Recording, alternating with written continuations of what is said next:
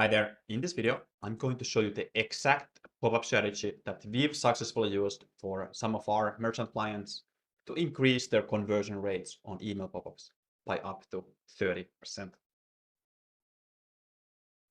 You will also learn when to trigger your pop-ups for maximum impact and what kind of offers work best for various different situations. And all of this is based on my nearly a decade of experience running a company called Groguru's, optimizing Shopify storefronts and their pop-ups for maximum conversion rates. So here is the framework that we've come up with after testing this on a couple hundred Shopify stores by now. And there's three components to it. First, you have the right type of pop-up. So there's various different types. Most popular is, of course, the little pop-up that you get for email capture, and we're all familiar with that. The second element is the right timing. When the pop-up actually appears. Is it on page load? Is it some combination of, say, page scroll and time on page, etc.?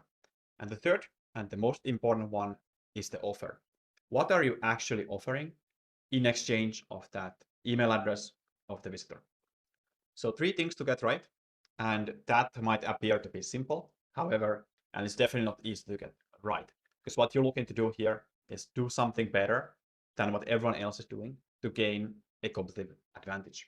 And how your pop-ups are perceived depends heavily on how they are presented.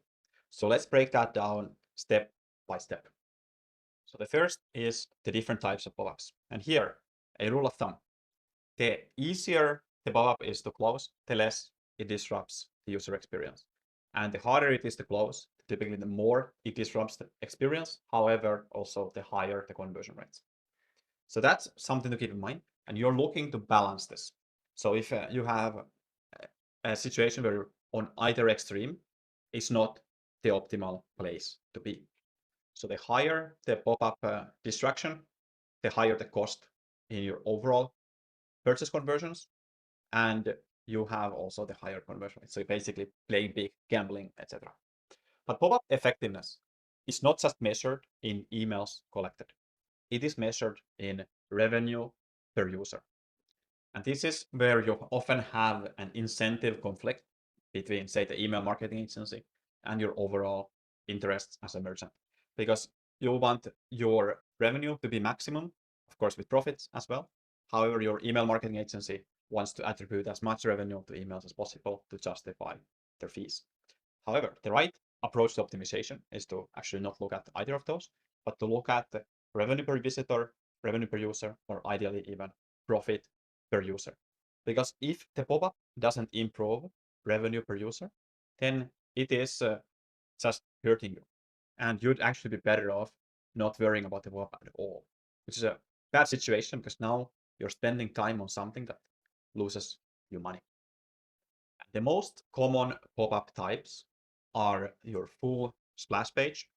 Rarer these days. The second option is that little pop-up that opens up that still shows a little edges on the screen. And the third popular option is this, like you could call them mini pop-ups that have, say, 15% off on the side. And you click on that to open the pop-up itself. Again, the same principle. The more disruptive is the full page, then the middle one, and then the last little pop-up on the side, which basically doesn't disrupt you at all. However, it's also the least effective. With that out of the way, let's talk about the second pillar, which is the timing. On desktop, of course, you can do exit intent as you have exit intent behavior. So if, for example, a visitor is moving their mouse aggressively to the top and say if they've already spent 20 seconds, 30 seconds on the page, that's a good combination. Mobile gets more tricky because on mobile, you don't really have exit intent, at least not in the same way as you have with desktop. So on mobile, you typically be looking for a combination of time on site and a scroll depth. And depending on your email service provider, you might have time on page instead. We recommend that you're looking at somewhere around 50% mark, depending on your offer for the scroll depth, and somewhere around 30-second mark for the actual timing of the page. So you're actually relatively conservative with this, but there's a reason for that too, because we want people to be in discovery mode and have some kind of genuine interest toward the offering first before we bother them with the pop-up. And the idea here is that once you are interested, you're more likely to also subscribe to it. Then on to the third pillar, which is the offer. Here we've seen three main things used consistently. And by far the most common one is the discount. However, discounts are often problematic because they are generic and you just end up sacrificing your margin. And it's also bad for the brand in general. The second one is lead magnets. We actually quite like lead magnets because lead magnets is something that people can consume between now and the purchase. Ultimately, you want a lead magnet that doesn't come in a way of purchasing, however, supports it. And then you have raffles. Raffles can be great because they provide an opportunity for people to get something in exchange for their email address. However, they don't directly sacrifice your margin. And also you have a future date that you can be in touch with them and then get another attention point from that visitor. So it actually creates you more leverage than a discount, which is more transactional of a subscriber. Then let's go and cover an example of presentation.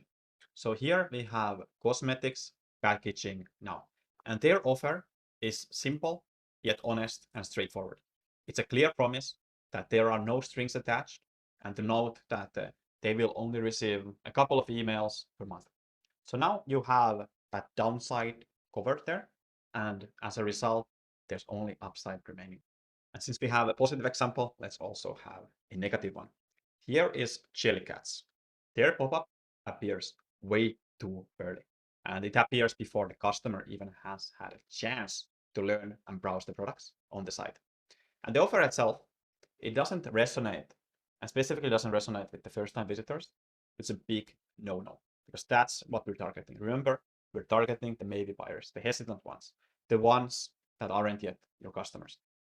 So there you have it for this video. Now, on my next video, we will be taking a look at the offers themselves, which is the main part. So stay tuned with that. And remember to like the video, subscribe to the channel. And if you need help or want help in succeeding as an e-commerce merchant, and you are already getting 50,000 monthly visitors, then get in touch with us. We'll help you crush it. Links in the description below on how you can get in touch with me personally. Thanks for watching. I look forward to seeing you on the next one. Thank you.